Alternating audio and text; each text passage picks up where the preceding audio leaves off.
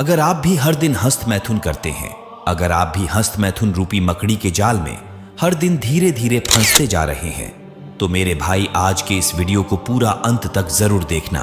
मैं आपको गारंटी देता हूं कि आप आज के बाद दोबारा कभी भी हस्त मैथुन के बारे में करना तो दूर, हस्त मैथुन के बारे में सोचना भी बंद कर देंगे। ये वादा है मेरा आपसे। बस शर्त इतना है कि वीडियो को पूरा ध्यान से जरूर देखना। आज के बाद आप हिलाना बंद कर दोगे। तो चलिए शुरू करते हैं आज के इस वीडियो को। पश्चिम बंगाल के बांकुड़ा जिला में एक समर नाम का लड़का रहता था। समर घर में 2 भाई थे, लेकिन समर का बड़ा भाई किसी दूसरे शहर में एक प्राइवेट कंपनी में जॉब करते थे। लेकिन समर की भाभी समर के साथ घर पर रहती थी। माँ बाप के गुजर जाने के बाद समर का पूरा देखभाल उसका बड़े भाई और उसकी भाभी ही करती थी। समर जब क्लास 8 में पढ़ता था, तब वो एक साधारण और बहुत ही अच्छा लड़का था। पढ़ाई भी समर पूरे मन लगाकर करता था। फिर 1 साल बाद वह जब क्लास 9 में पहुंचा, तब उसकी दोस्ती एक विनोद नाम के लड़के साथ हुई। विनोद एक बिगड़ा हुआ लड़का था। तो एक दिन विनोद और समर स्कूल में लंच कर रहे थे। तब विनोद समर से कहता है कि समर भाई, क्या तुझे कॉर्न वीडियो के बारे में पता है? समर इससे पहले कॉर्न के बारे में कुछ भी नहीं जानता था, तो उसने भी पूछ ही लिया कि भाई, ये कॉर्न क्या होता है? मैं तो ये पहली बार सुन रहा हूं, क्या तू मुझे इसके बारे में थोड़ा डिटेल्स में बताएगा? तब विनोद बोलता है कि अरे भाई, बताना छोड़, चल आज मैं तुझे दिखा ही देता हूं। तू जल्दी जल्दी लंच खत्म कर और मेरे साथ हॉल रूम में चल। फिर दोनों लंच खत्म करने के बाद हॉल रूम में चला जाता है, जहां पर विनोद अपना मोबाइल पर कॉर्न वीडियो दिखाने लगता है। पहले तो समर को ये सब गंदी चीजों को देखकर बहुत अजीब लगता है, तो वह बोलता है कि भाई, मुझे ये सब नहीं देखना। पर विनोद उसे बोलता है कि भाई, तू थोड़ी देर देख ले, फिर तुझे मैं जन्नत का सैर करवाऊंगा। विनोद की बातों में आकर वो उसके मोबाइल में कॉर्न वीडियो देखने लगता है। धीरे धीरे समर का खड़ा होने लगता है। फिर विनोद उसे कॉर्न दिखाने के बाद हिलाने के लिए बोलता है। फिर दोनों मिलकर हिलाने लगता है। समर जब हिला रहा था और उसका जब वीर्य निकल रहा था, तब उसे सच में ऐसा लग रहा था कि वो जन्नत का सैर कर रहा है। उसे उस दिन ये सब करके बहुत ज्यादा मजा आता है। उसे उस दिन ऐसा लग रहा था कि इससे बढ़कर दुनिया में किसी चीज में मजा ही नहीं है। तो वो घर जाकर रात में फिर से 2-3 बार हस्त मैथुन करता है। उस दिन के बाद समर के धीरे धीरे इस गंदी चीज का आदत लगने लगा। अब वो हर रात 2 से 3 बार हस्त मैथुन करने लगा और कॉर्न वीडियो देखने लगा। धीरे धीरे उसका मन बहुत ज्यादा गंदा होने लगा। कॉर्न देख देख कर उसका दिमाग इतना ज्यादा गंदा हो चुका था कि वो अब अपनी भाभी के ऊपर ही गंदी नजर डालने लगा। संजोग की बात यह थी कि उसकी भाभी को भी कॉर्न वीडियो देखने की आदत लग चुकी थी। तो एक रात समर पेशाब करने के लिए उठता है, तो वह देखता है कि उसकी भाभी की कमरे की लाइट ऑन है। तो वो खिड़की से झांक कर अपने भाभी को देखने लगता है। तो वो अंदर का नजारा देखकर चौंक जाता है। उसकी भाभी उस समय अपने काने में ईयरफोन लगाकर कॉर्न वीडियो देख रही थी और हस्त मैथुन कर रही थी। इधर भाभी को इस हालात में देखकर समर भी आउट ऑफ कंट्रोल हो चुका था और खिड़की से भाभी को देख देख कर यह भी हस्त मैथुन करने लगा। तब अचानक से उसकी भाभी की नजर खिड़की पे पड़ता है। तो वो देखती है कि समर खिड़की पर खड़ा है। उसकी भाभी तुरंत कमरे के बाहर निकल जाती है और समर को डांटने लगती है। समर उसकी भाभी की बातों को सुनकर घबरा जाता है और अपनी भाभी से माफी मांगने लगती है। पर उस समय उसकी भाभी भी आउट ऑफ कंट्रोल थी।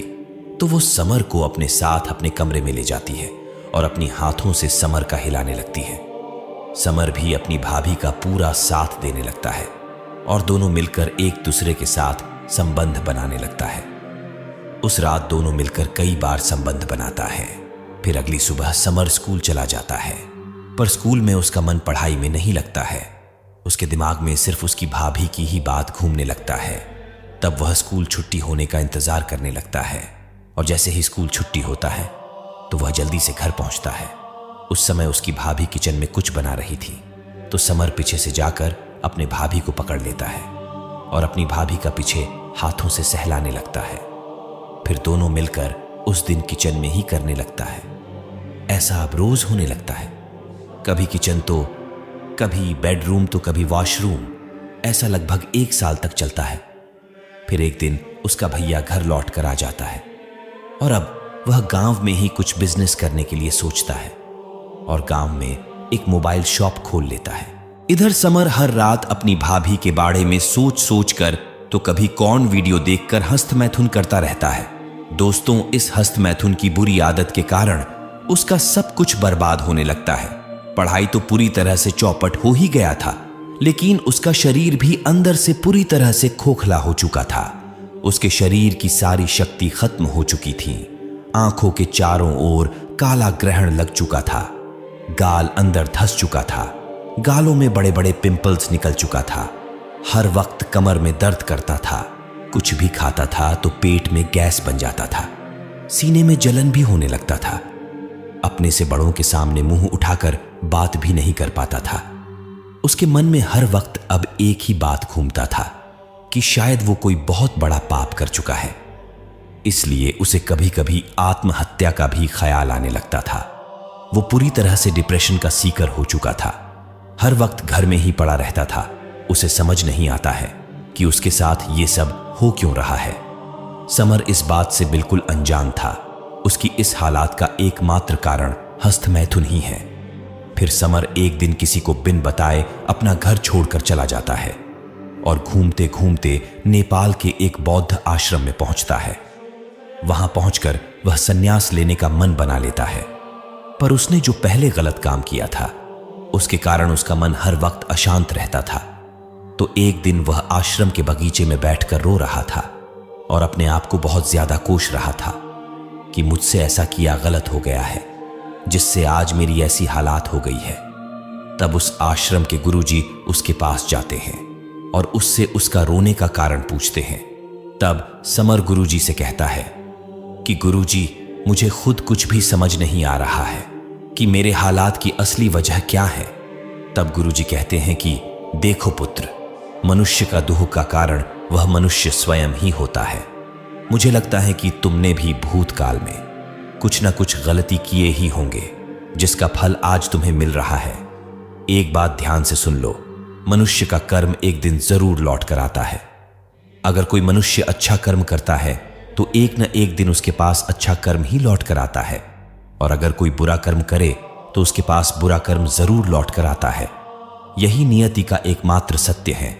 इसलिए तुम मुझे तुम्हारे बीते हुए समय की हर एक बात को विस्तार से बतलाओ, शायद मेरे पास तुम्हारी गलतियों का समाधान मिल जाए। तब समर एक एक करके अपनी छोटी बड़ी हर एक बात को बताने लगता है।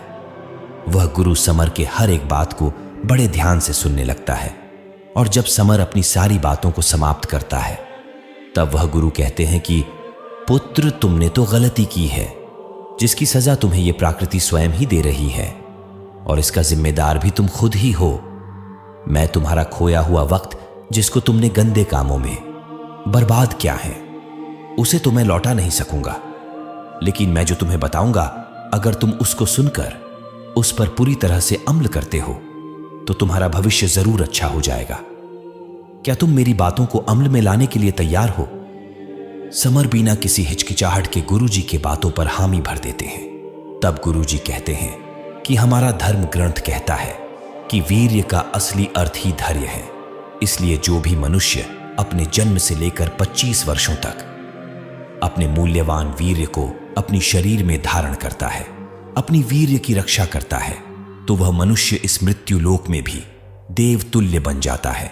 फिर उसे इस संसार में कोई भी किसी भी कार्य में कभी भी पराजित नहीं कर सकता। अगर एक वीर्यवान मनुष्य के सामने पर्वत जैसा संकट भी आ जाए ना, तो भी वह मनुष्य कभी भी उस संकट की देखकर कभी भी विचलित नहीं होता। जैसे एक दीपक तब तक जलता है जब तक उस दीपक में तेल होता है, उसी प्रकार एक मनुष्य तब तक जीवित रहता है जब तक उस मनुष्य के शरीर में रक्त तथा वीर्य रहता है। जिस प्रकार एक नदी को पार करने का सर्वश्रेष्ठ साधन नौका ही है, उसी प्रकार इस भव सागर से पार होने का एकमात्र साधन ब्रह्मचर्य ही है।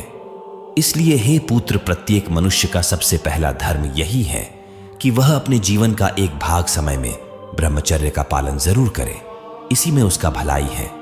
पर आज के बालक बालिका गलत संगत में पड़कर अपने सबसे मूल्यवान वीर्य को पानी की तरह बहा रहे हैं। खैर, सबकी अपनी मर्जी है, जिसे जो ठीक लगे वह उस चीज को करे।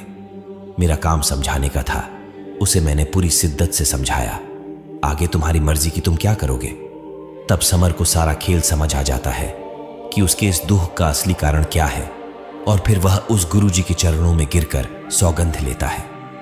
हे गुरुदेव, मैं आज से आपको वचन देता हूं कि मैं आज के बाद कभी भी हस्तमैथुन नहीं करूंगा और नहीं किसी स्त्री के प्रति अपने मन में गलत विचार रखूंगा। फिर धीरे धीरे समर गुरुजी की बातों को पूरी तरह से अपने जीवन में अप्लाई करता है और धीरे धीरे वह अपने गांव का सबसे महान व्यक्ति बन जाता है। इसी के साथ हम आज के इस वीडियो को यहीं पर समाप्त करते हैं। उम्मीद करता हूं कि वीडियो की जानकारी आपको अच्छी लगी होगी, तो वीडियो को एक लाइक जरूर करें। साथ ही अगर आज के इस वीडियो से रिलेटेड कोई शिकायत या सुझाव हो तो उसे कमेंट में जरूर लिखें। हम आपके हर एक कमेंट का जवाब जरूर देंगे। और अगर आपने आज के इस वीडियो को पूरा अंत तक देख लिया है तो आपका बहुत बहुत धन्यवाद।